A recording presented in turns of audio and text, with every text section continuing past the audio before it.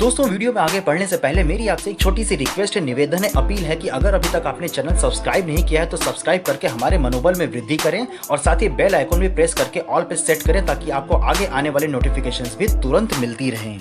किसी ने सच ही कहा है कि जब दिल आए चुड़ैल पे तो परी क्या चीज है। बता दें कि नेपाल के प्रधानमंत्री केपी शर्मा ओली ने कहा है कि नेपाल में आने वाला भारत से कोरोना वायरस इटली एवं चाइना से भी ज्यादा घातक है। बता दें कि नेपाल की संसद में मंगलवार को कोविड-19 महामारी पर बोलते हुए ओली ने कहा कि नेपाल के लिए बाहर से लोगों में प्रवाह के कारण घातक वायरस के प्रसार को रोकना अब बहुत मुश्किल हो गया है। कई कोरोना वायरस संक्रमित लोग नेपाल में प्रवेश कर चुके हैं और वायरस बाहर से आया था, जैसा हमारे यहाँ पहले से ये वायरस मौजूद नहीं था और हम सीमा के बाहर से लोगों की घुसपैठ रोकने में असमर्थ रहे हैं। इसके आगे ओली ने कहा कि आज देश के सामने सबसे बड़ी चुनौती कोरोना वायरस मामलों की बढ़ती संख्या है और राष्ट्रव्यापी लॉकडाउन तोड़ने वाले व्यक्तियों पर कोरोना वायरस मामलों की बढ़ती संख्या को उन्होंने जिम्मेदार भी ठहराया है। बता दें कि उन्होंने विशेष रूप से भारत से एंट्री करके नेपाल में आने वाले लोगों पर ही यह टिप्पणी की थी और इसी पर उन्होंने ये कहा कि भारत से आने वाला कोरोना वायरस चीन और इटली के लोगों की तुलना में अधिक घातक है। काठमांडू पोस्ट के अनुसार ओली के हवाले से कहा गया है कि जो लोग अवैध चैनलों के माध्यम से भारत में एंट्री कर रहे हैं वे देश में वायरस फैला रहे हैं और कुछ स्थानीय प्रतिनिधि और पार्टी के नेता भी भारत में लोगों को उचित परीक्षण के बिना लाने के लिए जिम्मेदार हैं। उन्होंने कहा कि नेपाल सरकार वायरस के प्रसार को रोकने के लिए शुरुआती समय से ही एहतियाती कदम उठा रही है और देश को कोरोना वायरस से मुक्त बनाना उनकी सरकार की मुख्य प्राथमिकता है। बता दें कि इसी महीने की शुरुआत में प्रधानमंत्री ओली ने कोरोना वायरस रोगियों की संख्या में अचानक वृद्धि के कारण भारत के साथ देश के दक्षिणी सीमा पर सतर्कता बरतने के लिए निर्देश दिए थे और इसी के साथ राष्ट्रव्यापी लॉकडाउन को भी 2 जून तक के लिए बढ़ा दिया गया है। बता दें कि प्रधानमंत्री ओली ने मंगलवार को कहा था कि लिपुलेख, काला पानी और लिम्पियाधुरा नेपाल के हैं और राजनयिक एवं कूटनीतिक प्रयासों के माध्यम से भारत से उन्हें पुनः प्राप्त करने के लिए हमने कसम खाई है, क्योंकि उनके मंत्रिमंडल ने 3 क्षेत्रों को नेपाली क्षेत्र में दिखाने के रूप में एक नए राजनीतिक मानचित्र का समर्थन भी किया है। और इसी के साथ नेपाली संसद को संबोधित करते हुए नेपाल के प्रधानमंत्री ने भारत पर आरोप भी लगाया कि वो क्षेत्र नेपाल के हैं, लेकिन भारत ने अपनी सेना को वहां रखकर एक विवादित क्षेत्र बना दिया है और नेपालियों को भारत ने अपनी सेना वहां तैनात करने के बाद वहां आने से रोक भी दिया था।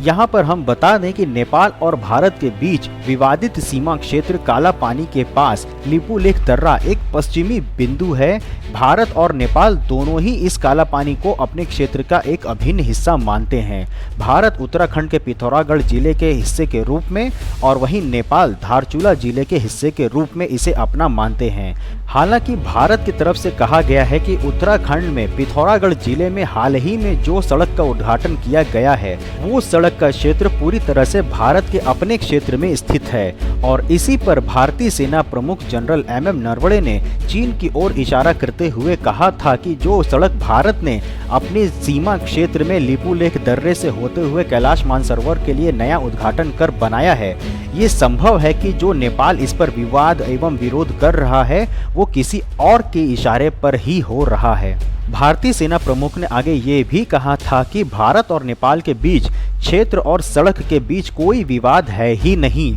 और इस नवीन सड़क का अधिकांश भाग भारत के ही सीमा अंतर्गत आता है। जानकारी के लिए आपको ये बता दें कि जो नया सड़क कैलाश मानसरोवर की तीर्थ यात्रा के लिए बनाया गया है वो उत्तराखंड के धारचूला से चलते हुए अंतर्राष्ट्रीय सीमा LAC पर यानी कि लिपुलेख पास से होते हुए आगे चीन की तरफ बढ़ जाता है, जहां के कैलाश मानसरोवर यात्रा कंप्लीट होती है और इस हिसाब से इस यात्रा के सड़क का जो नया निर्माण हुआ है उसका करीब 86% जो हिस्सा है फीसदी हिस्सा है वो भारत में है और इस यात्रा के अंतर्गत दर्शनार्थी एक ही दिन में वापस दर्शन करके पुनः वापस भारत में भी प्रवेश कर सकते हैं।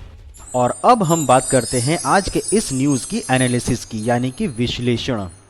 भारत में एक प्रचलित कहावत है कि सावन के अंधे को हर चीज हरा भरा ही दिखाई देता है, और इसी के साथ साथ एक और कहावत है कि आंख के अंधे को हम सूरज भी दिखा नहीं सकते। तो आज हम इस मुद्दे पर, जो कि आज का न्यूज़ है, उस पर ये कहना चाहेंगे कि जैसा कि नेपाल के प्रधानमंत्री ओली ये कह रहे हैं कि भारत से आने वाला कोरोना वायरस वो चाइना और इटली से भी ज़्यादा खतरनाक और घातक है, तो मैं इस पर सिर्फ यही कहना चाहूँगा मुहावरे के तर्ज पे कि सावन के अंधे को हर कुछ हरा भरा ही दिखता है। यानी कि चाइना से नवी नवी दोस्ती जो अभी इनकी नई नई बनी है, इस वजह से उनको चाइना की घोर पाप कलयुग में जितना भी वो कर रहा है वो कुछ नहीं दिखाई देगा, क्योंकि वो अभी नई नई दोस्ती की परवान चढ़ रही है, अंगड़ाइयाँ ले रही है उनकी। क्योंकि जैसा कि हम सभी जानते हैं, पूरी दुनिया जानती है कि चाइना का जो वायरस है, जिसको कि अमेरिका तो चाइना वायरस ही कह के पुकारता भी है,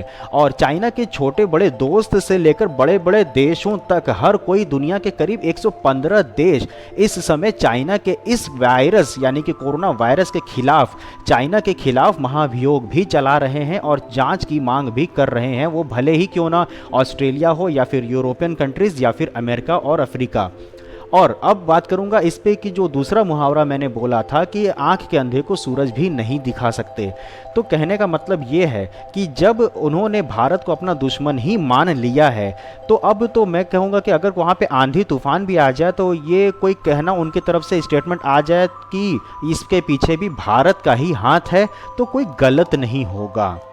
और इसी के साथ साथ एक डिस्क्लेमर मैं ये भी देना चाहूँगा कि वीडियो का विषय एवं विश्लेषण भारत में मौजूदा मास मीडिया में जो उपस्थिति है सूचना, उसके बेसिस पर बनाया गया है। इसमें कोई भी दुश्मन, द्वेष और हीन की भावना समाहित नहीं है। और अंत में आपसे, हमारे यानी कि व्यूअर से यही रिक्वेस्ट है कि अगर आपने चैनल सब्सक्राइब ना किया हो या फिर नए दर्शक हैं तो चैनल सब्सक्राइब कर हमारे मनोबल में वृद्धि करें, ताकि हम आपको देश और विदेश की कई सारी तमाम सूचनाओं को आप तक आगे भी निरंतर पहुंचा सकें। और सब्सक्राइब करके बेल आइकॉन प्रेस करेंगे तो आपको तुरंत वो नोटिफिकेशंस भी हमारे वीडियो की मिलती रहेंगी। फिर मिलेंगे नेक्स्ट वीडियो में नए विश्लेषण के साथ, तब तक के लिए जय हिंद।